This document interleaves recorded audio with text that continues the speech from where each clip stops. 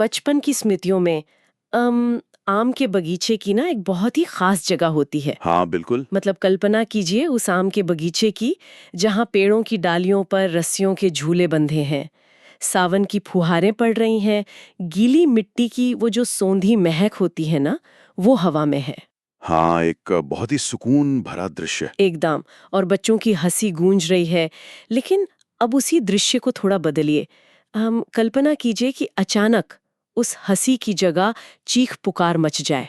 हाँ, ये तो जिन थालियों में राखी के पवित्र धागे, फूल और चंदन सजे थे, वे अचानक खून से सन जाएं।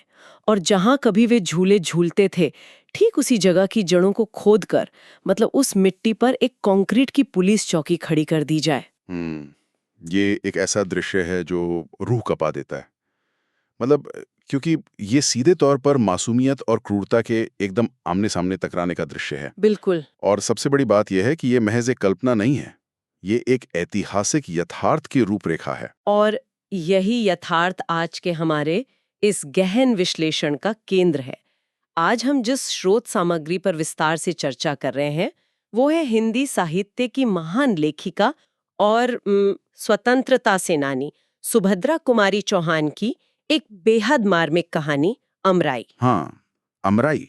सुभद्रा कुमारी चौहान कोई आम लेखिका तो थी नहीं। बिल्कुल नहीं। मतलब जब हम झांसी की रानी जैसी उनकी कविताओं के बारे में सोचते हैं तो ये समझ आता है कि उन्हें भारतीय जनमानस के शौर्य और बलिदान की कितनी कितनी गहरी समझ थी। सही कहा। और आज के इस विस्तृत विश्लेषण का हमारा जो मिशन है, वो यही डिकोड करना है कि कैसे ये एक अकेली कहानी, ये साधारण सी अमराई यानी आम का बगीचा, उस सटीक पल को कैद कर लेती है जब जब कोई भी औपनिवेशिक साम्राज्य अपनी पूरी ताकत के नशे में मासूमियत पर वार कर बैठता है। हाँ, और ऐसा करके वो अनजाने में ही अपने खुद के पतन के दस्तावेज पर हस्ताक्षर कर देता है। एकदम सही बात है। और देखिए, इस मिशन की शुरुआत में हमें उस समय के राजनीतिक और सामाजिक वातावरण की जमीन को थोड़ा समझना होगा। वो बहुत जरूरी है। क्योंकि ये कहानी केवल एक बगीचे के छिन जाने की दास्तान नहीं है। ये असल में औपनिवेशिक सत्ता के मनोविज्ञान और एक वफादार नागरिक के भीतर होने वाले उस मनोवैज्ञानिक भूचाल का अध्ययन है। वो भूचाल जो तब आता है जब सत्ता का असली खौफनाक चेहरा उसके अपने घर के दरवाजे पर आकर खड़ा हो जाता है। बिल्कुल।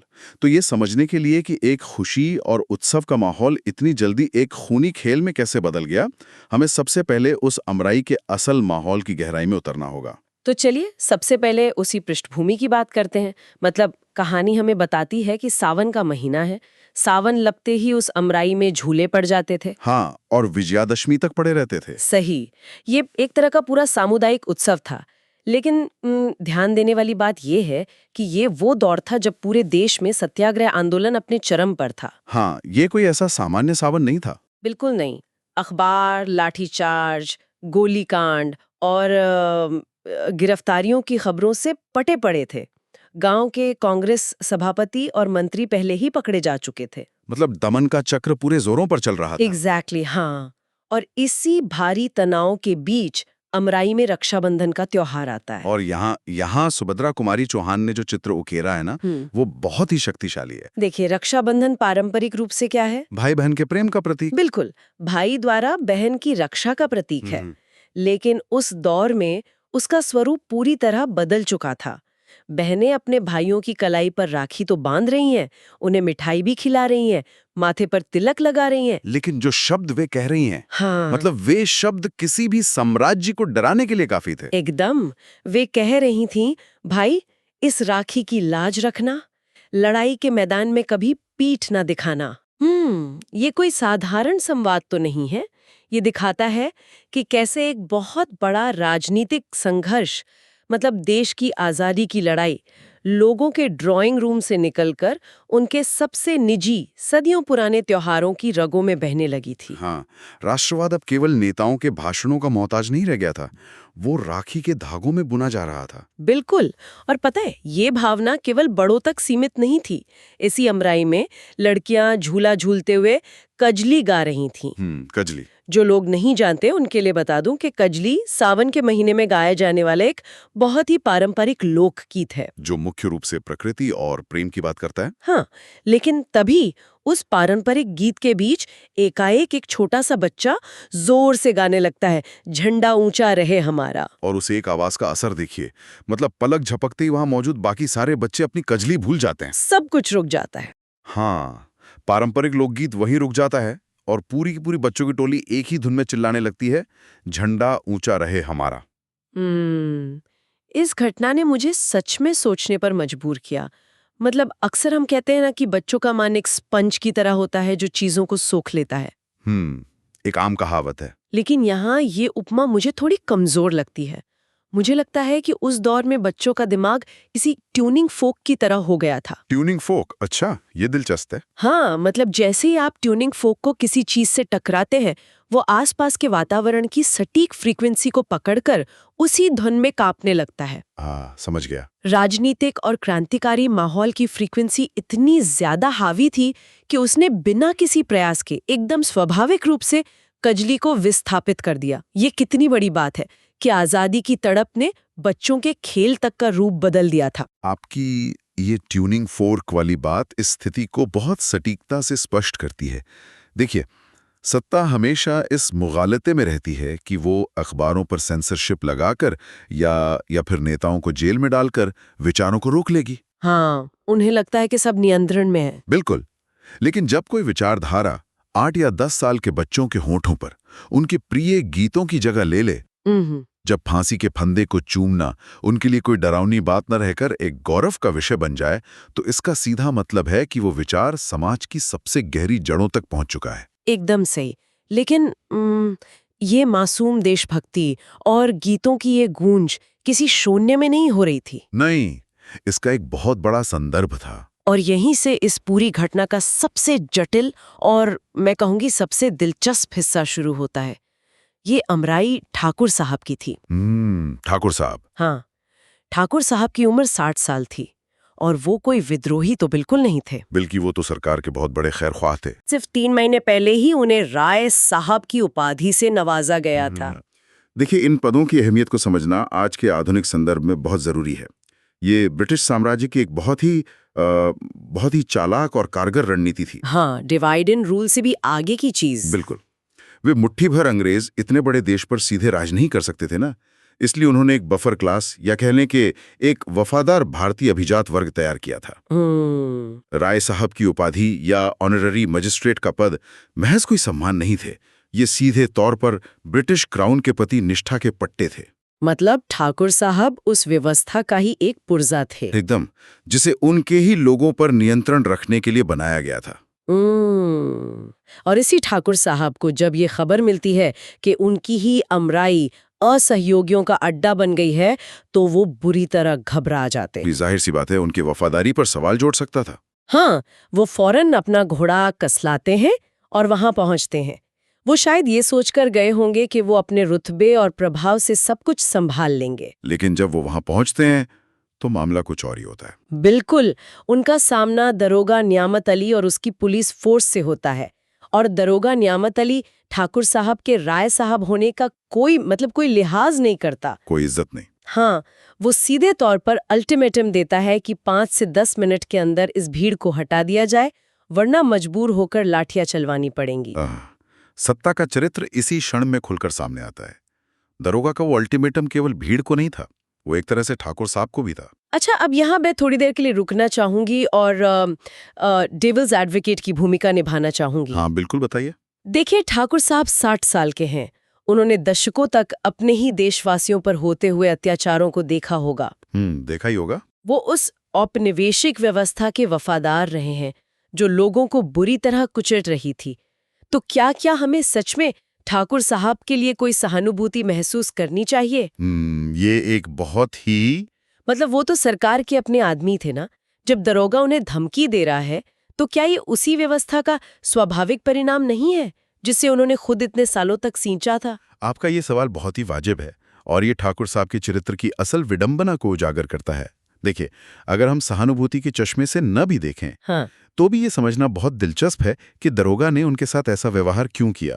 औपनिवेशिक सत्ता या कोई भी दमनकारी हुकूमत हो, वो अंदर से बेहद डरी हुई होती है। बहुत डरी हुई है। उसे किसी भी तरह की भीड़, चाहे वो रक्षाबंधन का एक मासूम उत्सव ही क्यों न हो, एक संभावित बगावत नजर आती है। उन्हें हर जगह खतरा दिखता है। बिल्कुल। और जब बात सत्ता के अस्तित्व पर आती है ना, तो साम्राज्य किसी वफादार और किसी बागी में फर्क करना बंद कर देता है। ठाकुर साहब असल में एक इको चेंबर में जी रहे थे। उन्हें लगता था कि वे सुरक्षित हैं। हाँ, उन्हें लगता था कि उनकी उपाधियां उनके लिए एक अभेद्य कवच हैं।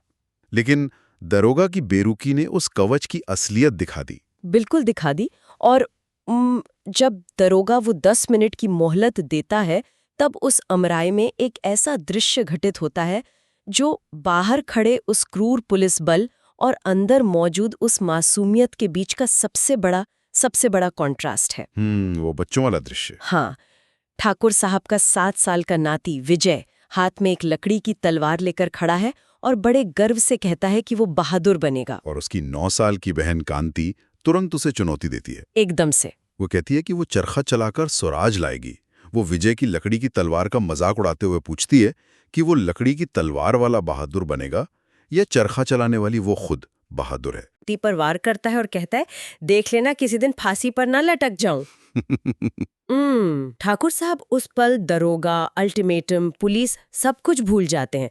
वो बस एक दादा की तरह अपने पोते पोतियों की इस मासूम बातचीत में पूरी तरह खो जाते हैं। अगर हम इसे एक ऐतिहासिक नजरिया दें ना, हाँ बताइए। तो विजय और कांति की ये मासूम बहस असल में 1930 के दशक के भारतीय स्वतंत्रता संग्राम की 2 सबसे बड़ी विचारधाराओं का प्रतिनिधित्व कर रही थी। अरे वाह, ये तो मैंने सोचा ही नहीं। हाँ, देखिए, कांति का चरखा महात्मा गांधी के अहिंसक आंदोलन का प्रतीक था, जबकि विजय की तलवार और फांसी का जिक्र भगत सिंह और चंद्रशेखर आजाद जैसे क्रांतिकारियों के सशस्त्र संघर्ष की ओर इशारा था। मतलब बच्चों के खेल में पूरे देश की राजनीतिक बहस चल रही थी। बिल्कुल।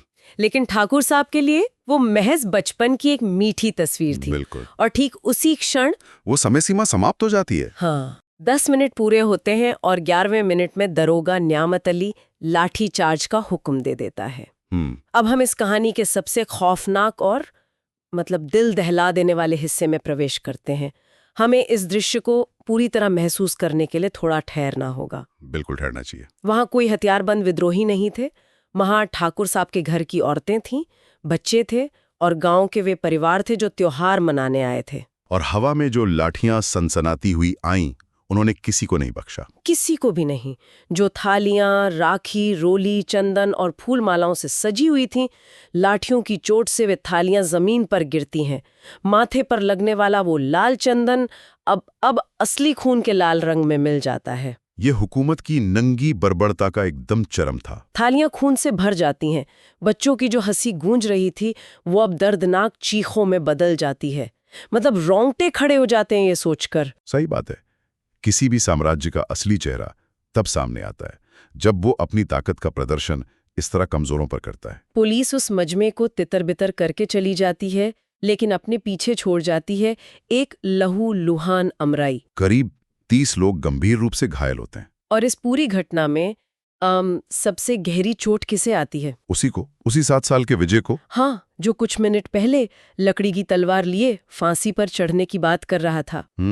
एक 7 साल के बच्चे पर पुलिस की लाठी गिरना, उसकी चोट इतनी गहरी होती है कि वो मौत के दरवाजे पर पहुंच जाता है। ठाकुर साहब का पूरा परिवार घायल पड़ा है। वो समझ ही नहीं पा रहे हैं कि उनके साथ अचानक ही क्या हुआ। बिल्कुल। और ठीक उसी समय जब उनका पोता अपनी अंतिम सांसें गिन रहा है, ठाकुर साहब को कोर्ट से एक सम्मन थमा दिया जाता है। क्रूरता की भी हद है। हाँ, उनसे स्पष्टीकरण मांगा जाता है कि उनका बगीचा असहयोगियों का अड्डा किसके हुक्म से बना।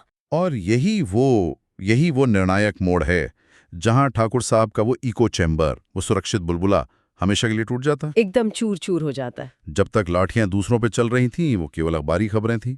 जब तक खून अजनबियों का बह रहा था, ठाकुर साहब व्यवस्था के प्रति अपनी वफादारी को किसी न किसी तरह सही ठहरा सकते थे। इंसान ऐसा ही करता है। लेकिन जब अन्याय किसी के अपने घर के आंगन में दस्तक देता है, जब एक दादा को अपने ही पोते का खून जमीन पे पड़ा दिखाई देता है, तो व्यवस्था का वो जो मुखौटा है ना, वो हमेशा के लिए गिर जाता है। ठाकुर साहब की वो मानसिक स्थिति अकल्पनीय है।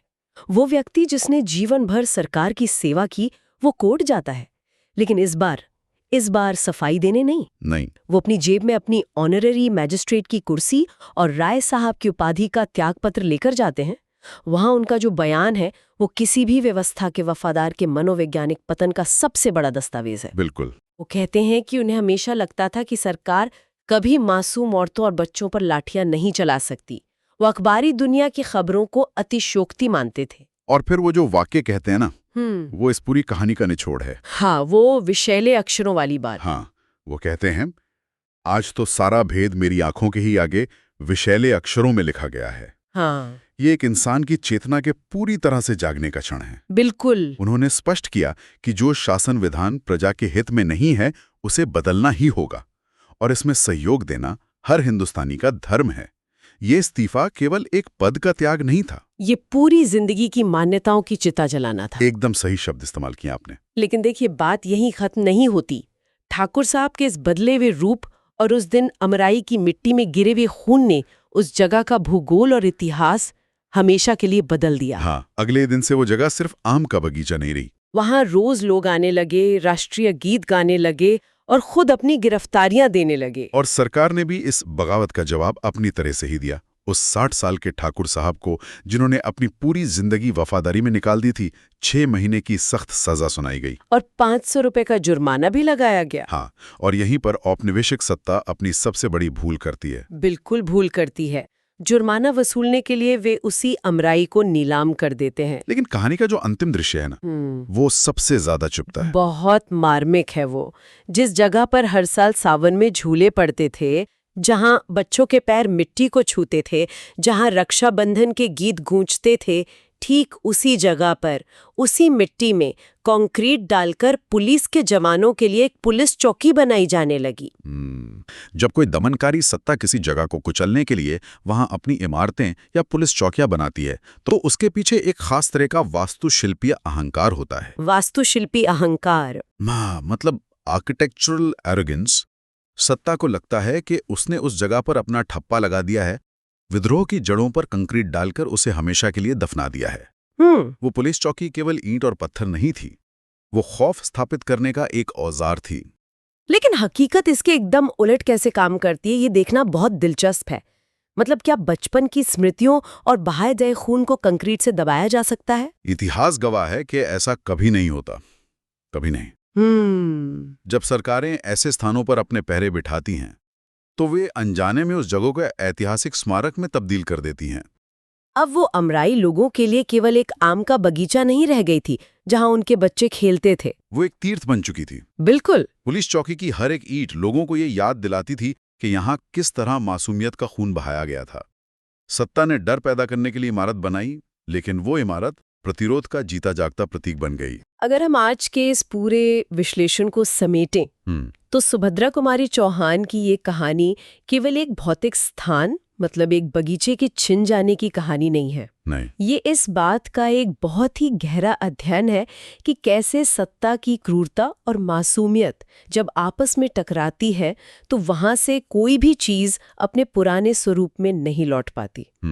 ये दिखाती है कि कैसे दमन का एक अंधा प्रहार व्यवस्था के सबसे पक्के और अंधे वफादार को भी बागी बनने पर मजबूर कर सकता है। जब बात अपनों के खून पर आती है ना, तो कोई राय साहब की उपाधि या मैजिस्ट्रेट का पद मायने नहीं रखता। एकदम सही बात है। इस कहानी की प्रासंगिकता समय और काल के परे है, क्योंकि ये सत्ता के अहंकार और उसके सामने खड़े इंसान की टूटकर फिर से जुड़ने की कहानी है। हाँ, ये बताती है कि आज़ादी की लड़ाई केवल मैदानों में नहीं लड़ी गई, बल्कि वो लोगों के जहन में, उनके त्योहारों में और उनके अपने घरों के आंगनों में लड़ी गई थी। हमने इस चर्चा की शुरुआत में उस आम के बगीचे की कल्पना की थी। अब उस बगीचे की तस्वीर हमारे दिमाग में पूरी तरह से बदल चुकी है। पूरी तरह से। राखी की थालियों में गिरा हुआ खून, विजय की वो लकड़ी की तलवार, ठाकुर साहब का वो टूटा हुआ भ्रम और अंततः उस मिट्टी पर खड़ी वो पुलिस चौकी, इन सब ने मिलकर एक ऐसी दास्तान बुनी है जिसे कोई भी कंक्रीट कभी नहीं दबा सकता। बिल्कुल। और इसी के साथ इस चर्चा के अंत में एक बहुत ही गहरा विचार छोड़कर जाने का मन कर रहा है। ये एक ऐसा सवाल है जो इस कहानी की जड़ों से तो जुड़ा ही है, लेकिन हमें इतिहास के काम करने के तरीके पर नए सिरे से सोचने को मजबूर करता है। जब कोई भी ताकतवर हुकूमत किसी खुशी की जगह को, किसी उत्सव की जमीन को कुचलकर वहां अपना पहरा बिठा देती है, अपनी ताकत का झंडा गाड़ देती है, तो क्या वो सच में उस जगह पर अपना कब्जा कर पाती है? या फिर उस क्रूरता के जरिए वो अनजाने में ही उस जमीन को हमेशा के लिए एक ऐसी पवित्र और अमित स्मृति में बदल देती है जिसे आने वाली पीढ़ियां चाहकर भी कभी नहीं भूल पाती? क्या दमन की इमारतें वास्तव में खौफ पैदा करती हैं, या वे हमेशा के लिए एक आने वाली क्रांति का मूक निमंत्रण बन जाती हैं?